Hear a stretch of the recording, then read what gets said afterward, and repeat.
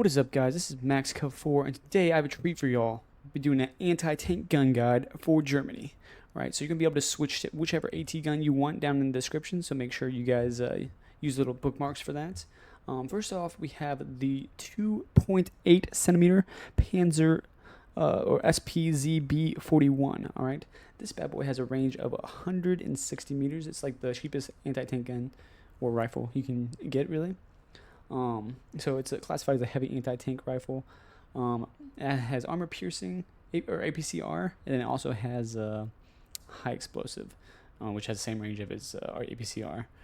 So the cool thing about this thing is it's 2.8 centimeter, but it's squeeze bore gun, so it's very weird, well, in my opinion. And it squeezes it, like, the bore down to 20 millimeters when it leaves, so it's 28 to 21.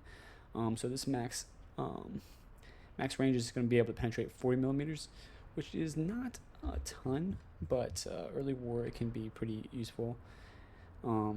Obviously, it can still detract tanks at range, but like none of these tanks is really going to be able to touch at range, unless you can get like one or two spots. But APCR is not going to be able to do a ton. At close range, you're going to be able to do a lot more. You'll be able to disable armored cars, like and whatnot. You can even do some damage to the chassis, like obviously damage the turret right there.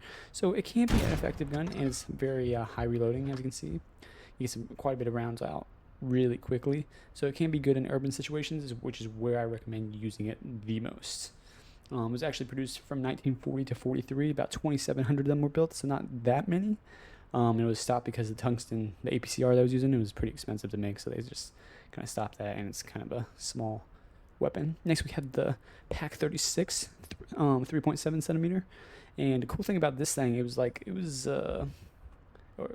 has a range of 160 right off the rip, but it also it has 20,000 of these bad boys were made, and it was also the mainstay of the German army when it started World War II.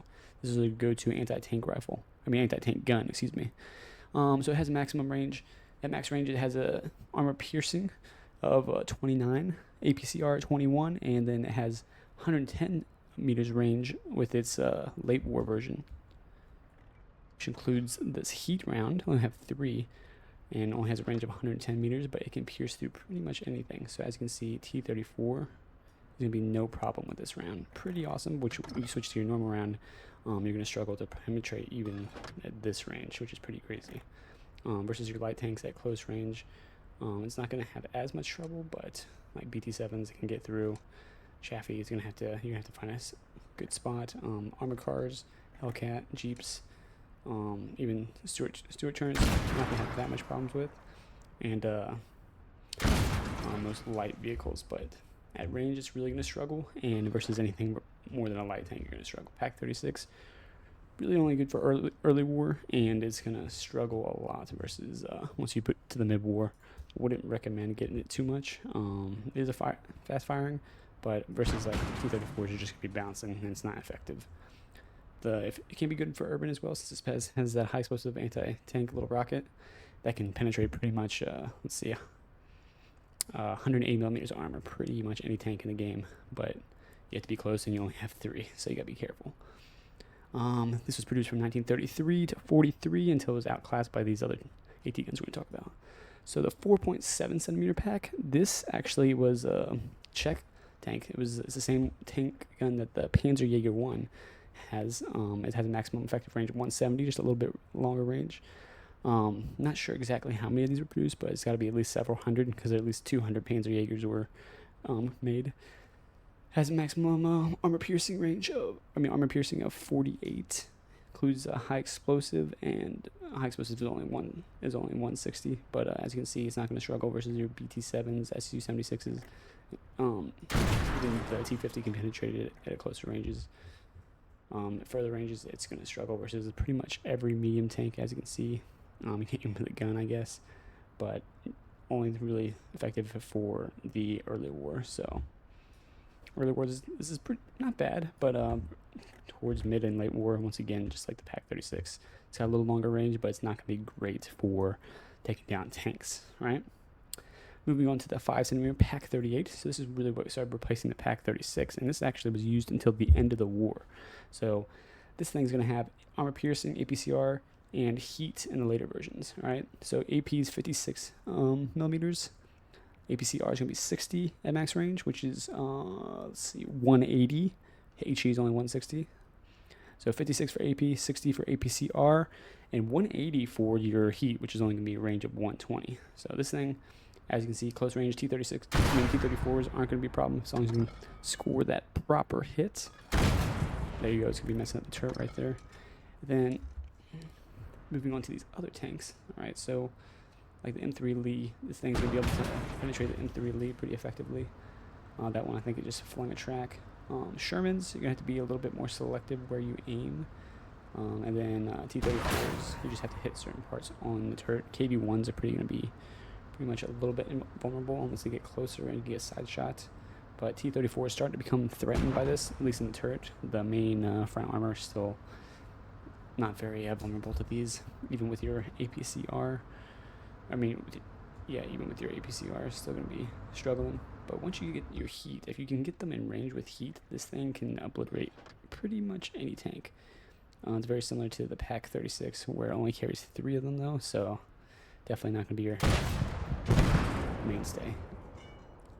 Once again, a little a little munition launch from the edge of the barrel, not going to be super effective at anything range, but it can kill tanks up close, so definitely more versatile than the FlaK 36. And has more punching power. Good mid-war AT gun, but it's not really going to serve you well in the late war, past early game.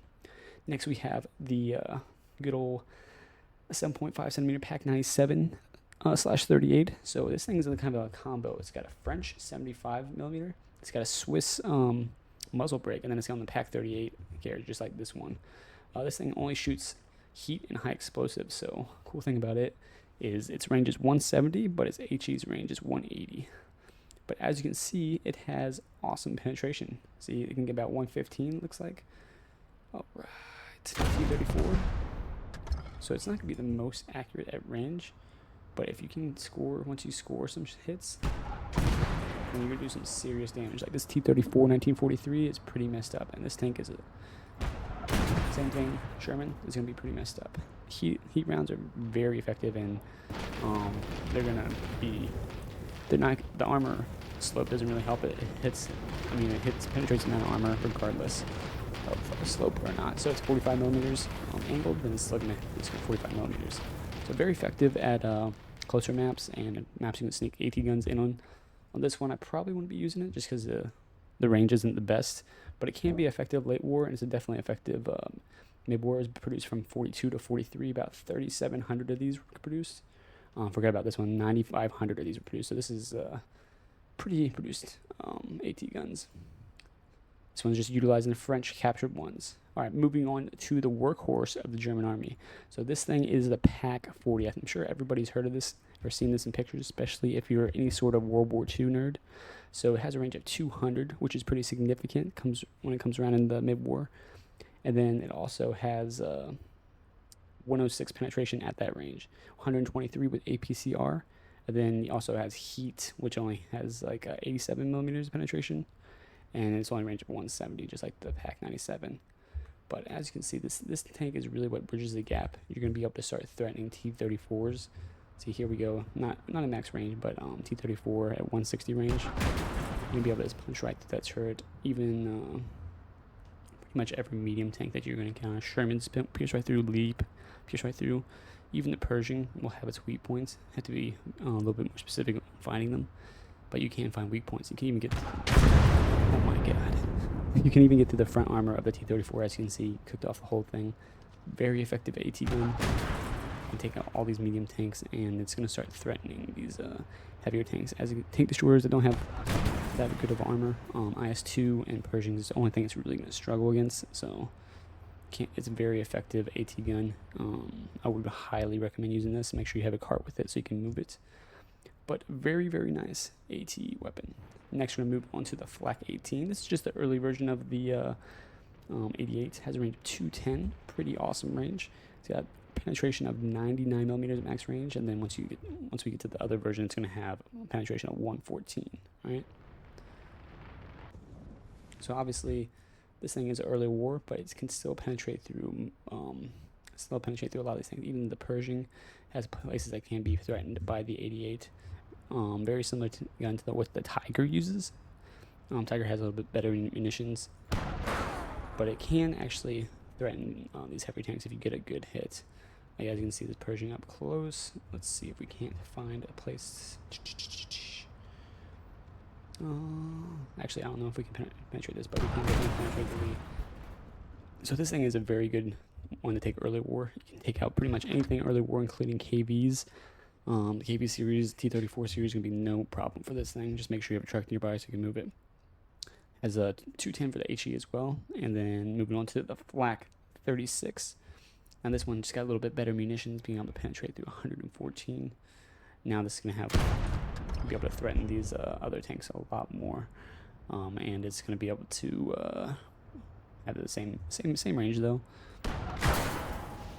But once you can get the right angle shot on this, you're going to be able to penetrate and destroy it pretty easy. Let's see if we did any damage to this. Oh, we haven't done any damage to this one yet. But versus pretty much anything it counters, minus the heaviest of tanks, it's still going to be able to do some damage.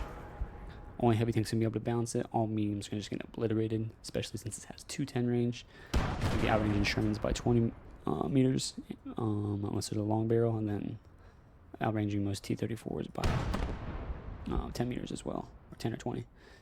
Moving on to the last one. Oh, excuse me. There was 21,000 of these bad boys made. They're used for dual for AA and anti-tank, so pretty versatile. Moving on to the 8.8 centimeter. Now this is the PaK 43 version. This is the longer anti-tank version made specifically for anti-tank, not anti-air. Has a range of 220, longest range anti-tank gun that the Germans have currently. It has a maximum penetration of 184 and has APC, BC high explosives, so only one round besides HE. But as you can see, this thing can obliterate even the heaviest of tanks. As a Pershing, just getting one-shotted. This thing is a monster, and you're gonna have to keep your truck by it so you can move it, because this thing's gonna be a high value target. Obviously, one shot both of these tanks. This thing is a monster. You don't want to mess with it, but you definitely want to keep a truck by to get it out of there. About 2,000 of these bad boys were made from 43 to 45. So just going over these things again: range of 220, range of 210, 200, 170s, 180. Let's see, 170, and then 160 for these last two. So the best ones are definitely going to be the PaK 40, the PaK 50, PaK 38, and the 97, 88s, and the PaK 43. Personally, I like the FlaK 36. This is my honestly all-time favorite because I like seeing it used in North Africa and whatnot. But the PaK 40 also has a special spot. Hope you guys enjoyed this. Leave a like if you did. Subscribe if you want to see more, and I'll catch you guys in the next one. Goodbye.